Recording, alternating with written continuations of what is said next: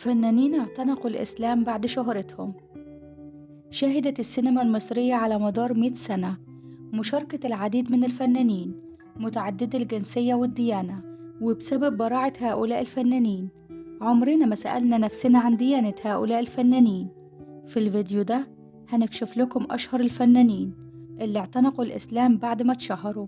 بس قبل ما نبدأ الفيديو ياريت نعمل اشتراك للقناة ونعمل إعجاب للفيديو، وما تنسوش تضغطوا على الجرس علشان يوصل لكم كل جديد.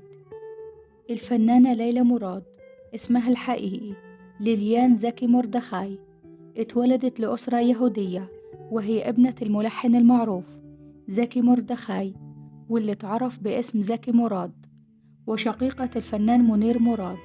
ليلى مراد أشهرت إسلامها سنة 1946 على يد الشيخ محمود أبو العيون وكيل الجامع الأزهر، بعد ما داومت على حضور الدروس الدينية اللي كان بيلقيها الشيخ محمود أبو العيون.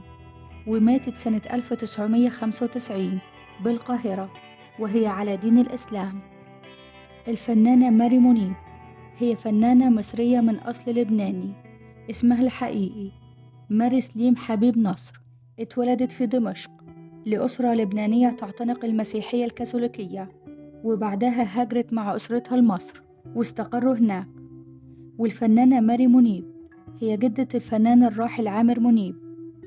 أشهرت إسلامها بعد زواجها من المحامي فهمي عبد السلام، واختارت لنفسها اسم أمينة عبد السلام نسبة لزوجها.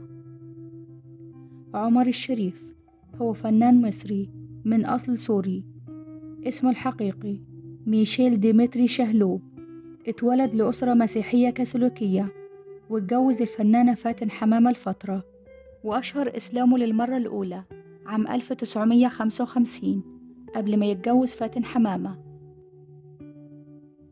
منير مراد هو ملحن وفنان مصري، اسمه الحقيقي موريس زكي مردخاي، ولد لعائلة فنية عريقة تدين باليهودية، وهو شقيق الفنانة ليلى مراد وابن الملحن زكي مراد. وقام منير مراد بتغيير ديانته وإشهار إسلامه بعد ما تعرف على الفنانة سهير البابلي وحبها واتجوزها، لكنهم انفصلوا بعد فترة قصيرة من الجواز. الفنانة نجوى سالم هي ممثلة مصرية، اسمها الحقيقي نظيرة موسى شحاتة، من أب لبناني الأصل وأم أسبانية يهودية.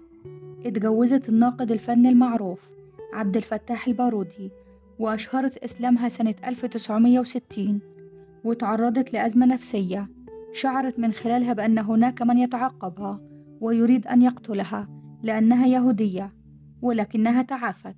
ثم تعرضت لأزمة نفسية أخرى وخسرت بسببها كل أموالها، وتم علاجها على نفقة الدولة، وماتت عام 1988.